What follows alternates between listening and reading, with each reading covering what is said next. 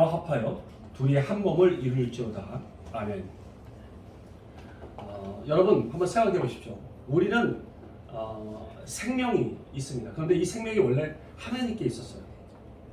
그래서 하나님께 있었던 이 생명이 우리를 인격으로 창조하시면서 우리 가운데 생명을 부어주셨습니다.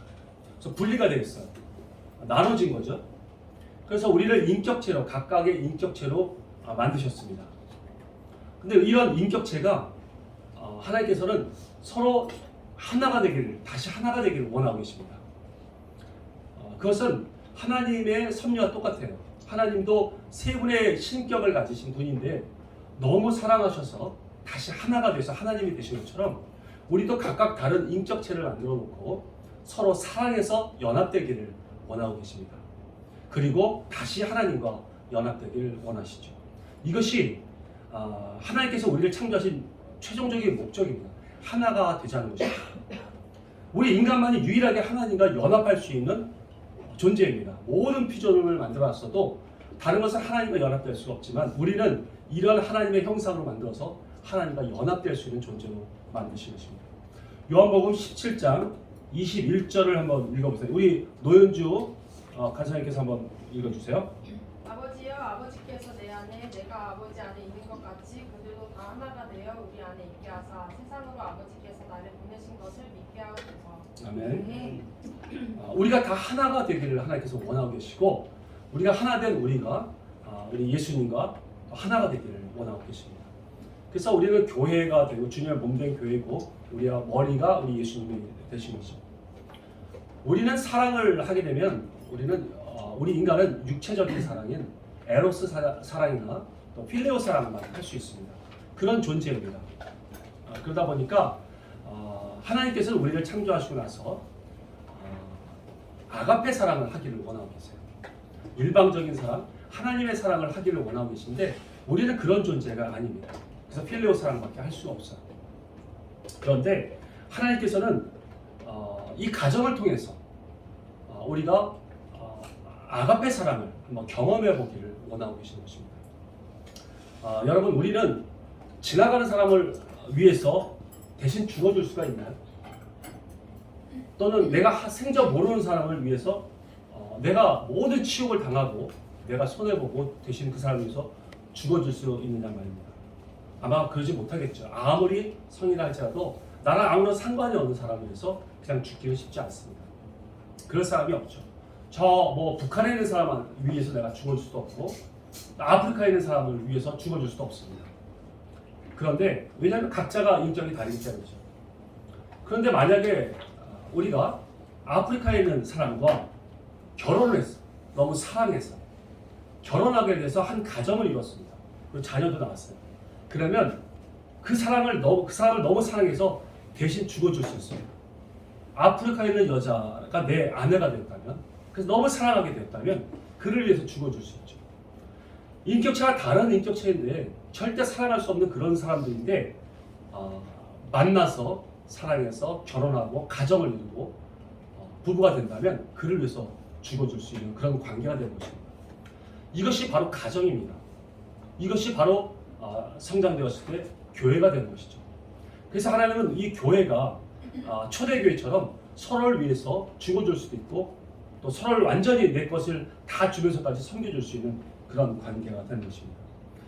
이 상태가 되어서도 우리는 인간적인 사랑밖에 아가페 사랑을 맛만 볼 수 있는 거예요. 우리는 결국은 예수님과 연합되어야 됩니다. 예수님의 머리가 되어야 되고 예수님의 몸이 되었을 때 우리는 완전한 교회 연합체가 되고 가정이 될 수 있는 것이죠. 그러면 죽어줄 수 있는, 대신 죽어줄 수 있는 그런 아가페 사랑을 우리 온전히 할 수 있는 것입니다. 가정은 온전한 연합의 기본인 것입니다. 이러한 사랑을 알게 되면 우리는 이 교회도 이 가정과 같이 그렇게 서로 사랑하고 섬기는, 그래서 죽어줄 수 있는 그런 사랑을 하게 되는 것이죠. 성경적인 연합은, 온전한 성경적인 연합은 독립된 인격체들이 하나가 되는 것입니다. 이처럼 가정에 대한 분명한 목적을 우리가 알고 있다면 가정에 대한 마음과 태도가 달라집니다. 그래서 우리는 이 가정에 대한 하나님의 뜻이 무엇인지를 정확하게 알고 있어야 됩니다. 오늘은 특별히 이제 부부에 대해서 한번 성경에서 어떻게 말씀하고 있는가를 한번 나눠보고자 합니다. 물론 가정에 대한 기본적인 그 순기능이 참 많이 있습니다. 서로의 그 안정감을 누리게 해주고 있어요. 가정이라는 것은 또는 각자의 그 존재를 굉장히 중요하다, 굉장히 소중하다는 것을 알려줍니다.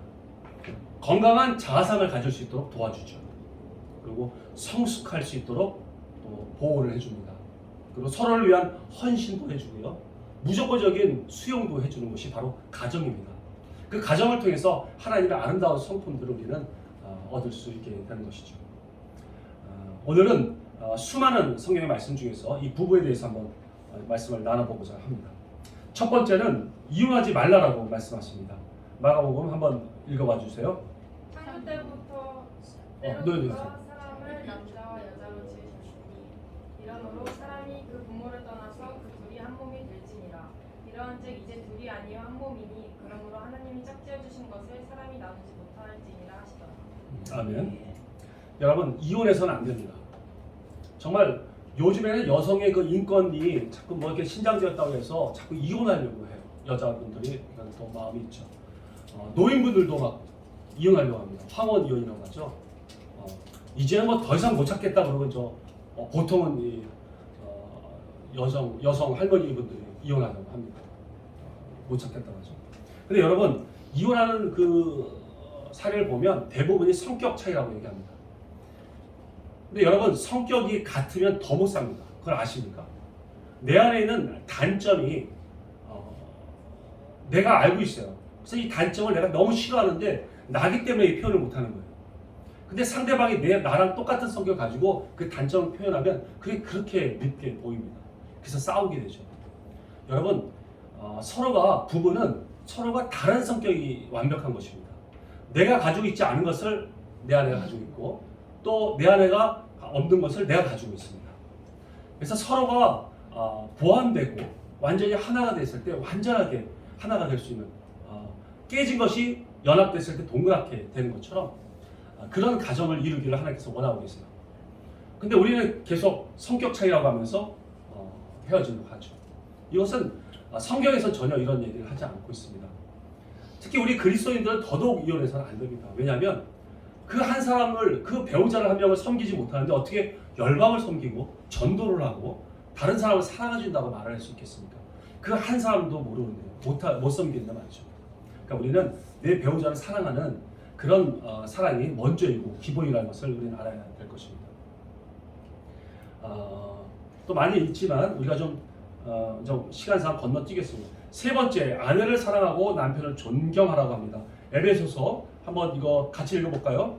시작. 비밀이 크도다. 나는 그리스도와 교회에 대하여 말하노라. 그러나 너희도 각각 자기의 아내 사랑하기를 자신과 하고 아내도 자기 남편을 존경하라. 아멘. 여러분, 여자와 남자의 성향은 완전히 다릅니다. 코드가 달라요. 사랑을 표현하는 것도 다릅니다.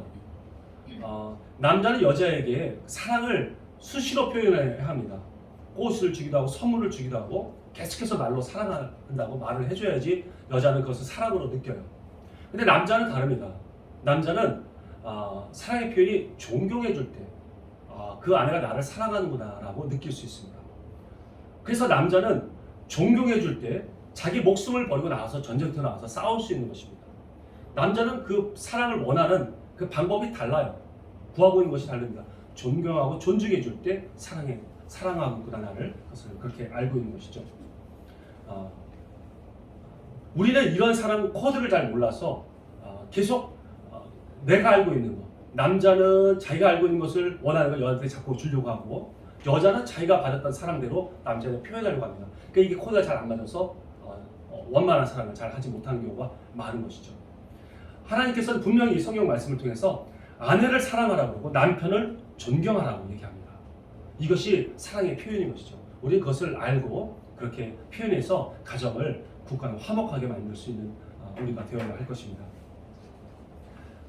시간상 또 우리가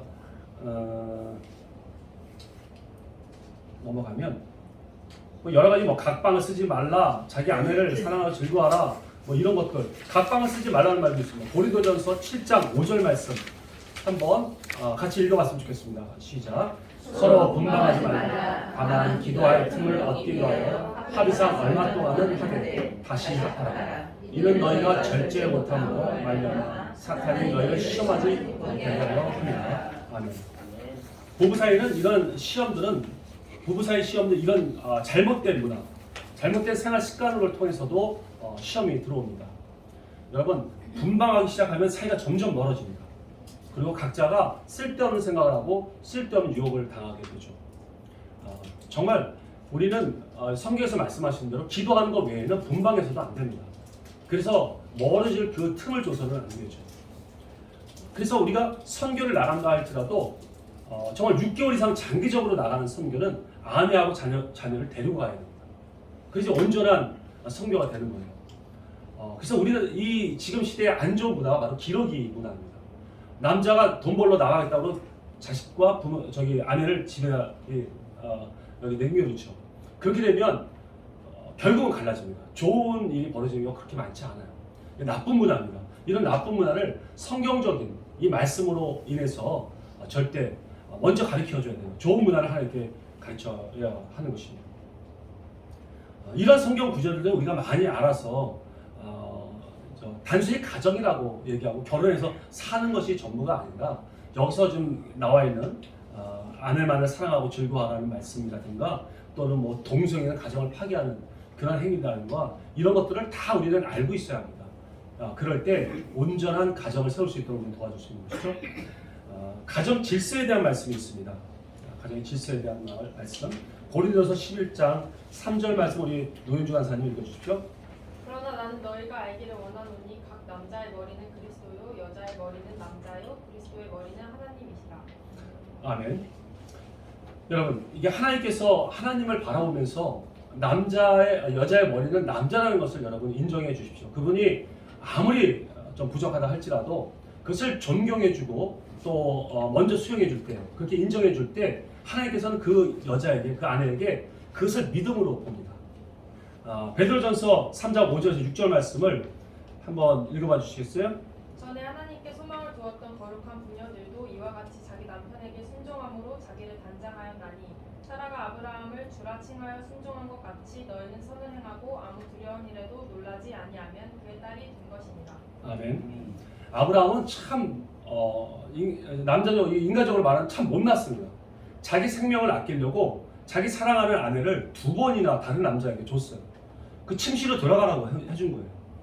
그러니 하나님이 막아서 다행이지 안 그랬으면 보통 지금 같은 사람이었으면 떠났습니다. 그냥 이 차를 그냥 바로 왕의 그냥 아내가 되면 얼마나 풍족하게 살고 좋아요. 그런데 끝까지 그 남편을 순종했습니다. 끝까지 주님이라고 했어요. 주라고 불렀습니다. 그 뒤에는 하나님을 본 것이죠. 그 사라는 우리 성경을 봤을 때 그렇게 믿음 있는 여자가 아니었어요. 99세에 됐을 때도 이삭을 낳기 바로 1년 전에도 천사가 아기를 가질 거라고 얘기했을 때도 비웃었습니다. 웃었어요. 그 정도 신앙에 그 사람은 없었어요.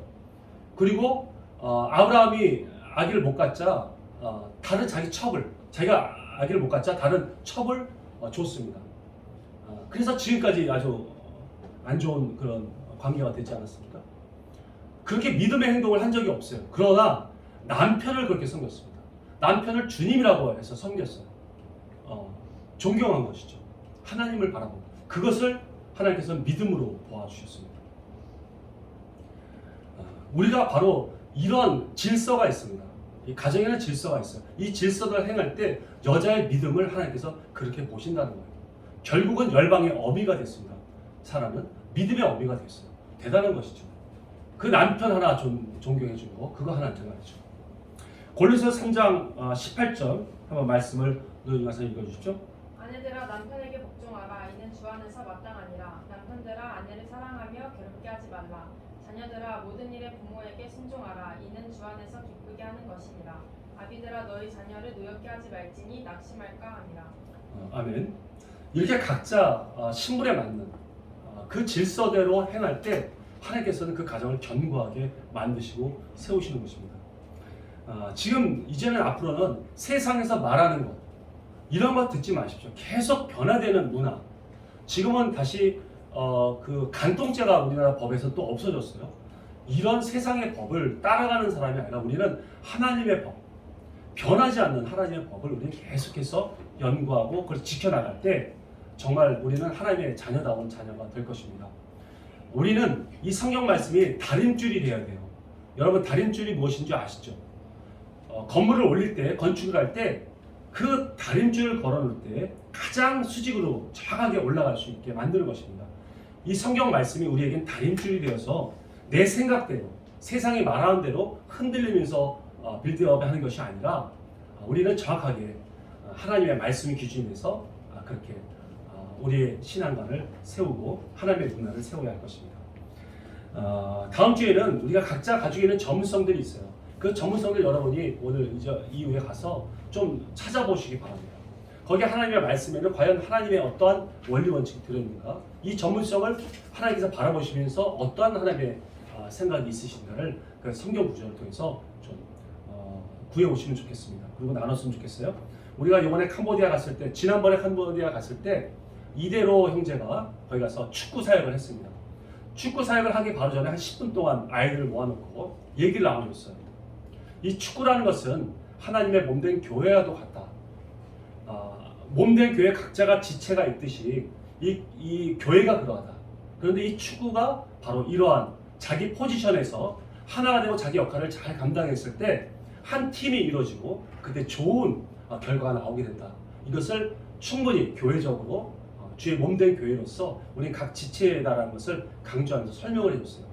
그래 축구를 배우고 나서 나왔을 때 그 아이들에게는 축구가 각인이 되는 것이 아니라 하나님의 말씀, 교회, 그리고 함께 되는 연합되는 것, 각자의 역할의 지체의 역할, 이것이 기억이 나게 되는 것이죠. 그래서 결국은 하나님의 복음의 말씀이 전달되고 돌아오게 하는 것입니다. 우리가 가서 지금 전문인 사역을 하는 것은 여러분 그냥 기술 가르쳐주고 온 거 아닙니다. 이 세상에서만 잘 먹고 잘 살기 위해서 가르쳐주는 것이 아니다. 그러려면 우리보다 훨씬 뛰어난 기술자들 되게 많아요. 실력 있는 분들. 우리는 그것을 전하러 가는 것이 아니라 그 속에 있는 복음을 전해주고 해서 하나님을 만나게 해주고 그리고 예수님을 영접할 수 있도록 하고 복음의 말씀이 그 안에 들어가게 하려고 하는 것입니다. 그러면 그 이후로부터는 우리 예수님께서, 우리 하나님께서 그 지체를 이끌어주고 그 아이들을 이끌어줘서 하나님의 강력한 용사로 만들어 주십니다. 믿으십니까? 아멘. 아멘. 우리가 지금 이 시간에 식사 다 하셨으니까 우리 기도를 좀 했으면 좋겠어요.